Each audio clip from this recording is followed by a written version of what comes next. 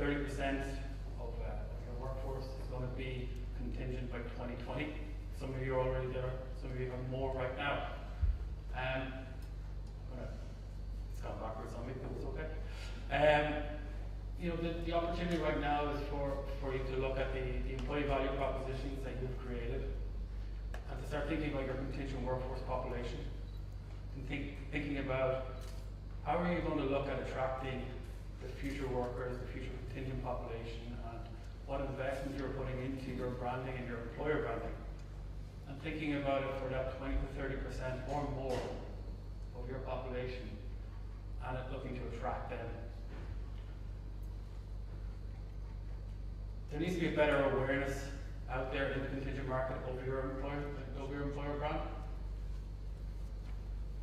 There needs to be an attraction strategy there that looks at the millennials that are starting to come out.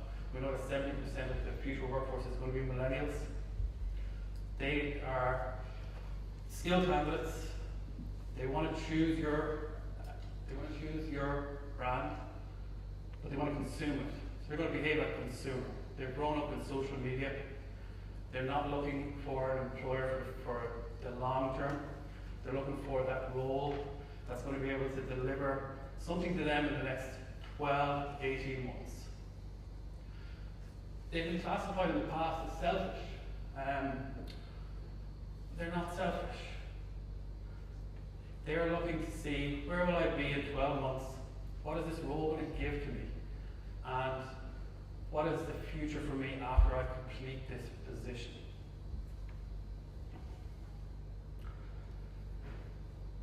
Engaging with these and engaging with your contingent workforce and looking to be able to get them, firstly, paid on time, to be able to look at the visibility that they have within their contract, within where they're going to be within the next 6, 12, 18 months, and understanding that, as Nita said, that there needs to be that level of engagement with not alone your permanent, but also your contingent workforce.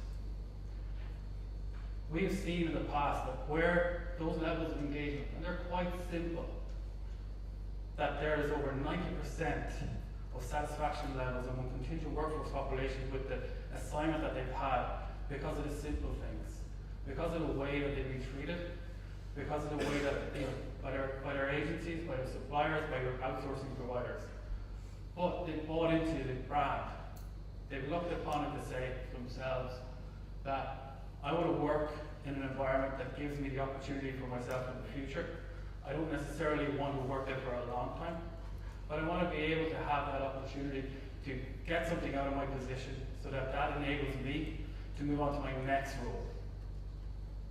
These millennials, we're looking at them, and they really are those talent consumers. They're behaving like consumers. They're thinking like consumers. They're the future talent that's out there. And as employers, we need to start to think of them and look at them when we start to approach our branding and our messaging. Not alone do you have your employee value propositioning, but having a contingent workforce value proposition that ties in with that gets that message, that 20 to 30% of the market, that if you're not thinking about them right now, you're missing. That's a huge proportion of the talent that's out there that's available right now. That is a different generation, a new generation that's thinking differently, behaving differently, buying differently. They're buying your products, but they're buying your brand as an employer. And we need to start to think of these, and we need to start thinking of our strategies so that when we have the engagement levels that are correct towards both contingent and towards permanent, then we're offering a full employer brand. Then we become the employer of choice in the marketplace, because then we are now looking to speak to the full staffing, the full candidate market. The reality of this is that creating these value propositions it's easier when we're looking at your permanent workforce. But it is something that really needs to be considered when you are investing heavily in a strategy that is around attracting permanent and talking about that market, that it has to be something that can be quite simply developed in line with that, to talk to the contractor market out there who does not want to have that opportunity to be that full-time employee, but wants to be that person who comes, who is your consultant, who is your temporary worker, but they understand that. They don't want to be a permanent employee, they want to be in, complete their assignment, move on to the next one, get their feedback, get paid well for what they do, and then move to the next assignment. And they will then talk to the marketplace.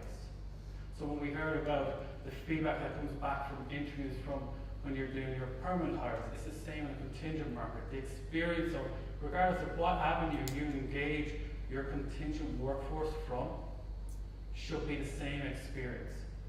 Because they will go back out to the marketplace and they will advertise the fact that you are the employer of choice. They will advertise that both your permanent opportunities and also your future contingent workforce. Thank you. Any questions?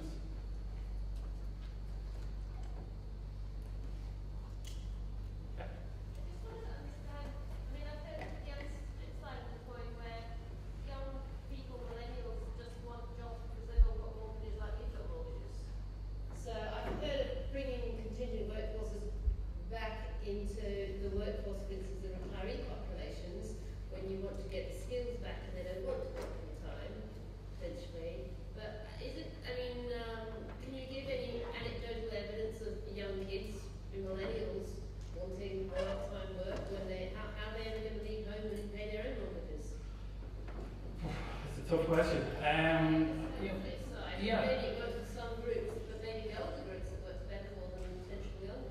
Absolutely, and I think the reality with this, and I think what we're talking about is from that consumer behaviour, the millennials are coming through. I mean, millennials have been through probably the toughest period of time. They've seen their parents, lose their pension plans. They've seen recession.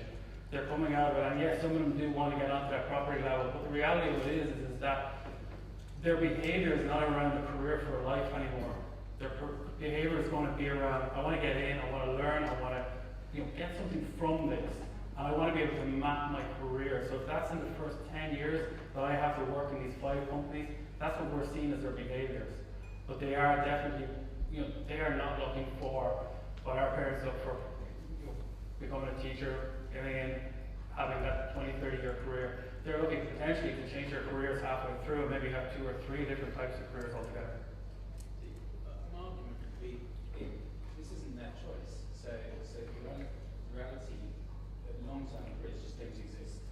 So they don't have a choice. So they're choosing the best careers they can find. Unfortunately today, careers just don't last 30 years. Just so I'm coming from. Yeah, no, absolutely. And I think what we're saying, what really this is about is looking at their behaviours. So behaviours in a marketplace where they're consuming brands and they're talking about organisations like Glassdoor, or they're consuming everything. But it's also around how they behave as a consumer, because the reality is if their experience at your company is poor, regardless of whether it's through an interview process or through an experience as a contingent worker or an employee, the likelihood for them to recommend your products, your brand as a future, it's low. So I think it's about looking at them as a consumer, both your employer brand and your products.